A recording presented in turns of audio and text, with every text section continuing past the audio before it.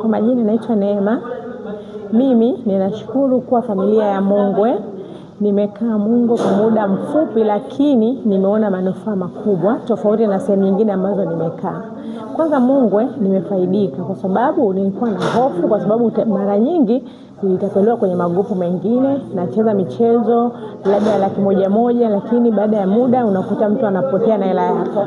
Lakini Mungwe nimeingia nikasema kwamba naweza nikaanza nione. Kwa hiyo nilichofurahi Mungwe ni watu ambao ni waaminifu, wanafanya kazi zao kwa uaminifu na uadilifu mkubwa. Kwa hiyo nawapongeza sana. Kusema la ukweli, Mungwe nimekaa, wana mambo ya chakula, nimepata vyakula on time, nimepata vitu mbalimbali, hata fedha wanakuhifadhia za sikukuu ya Pasaka.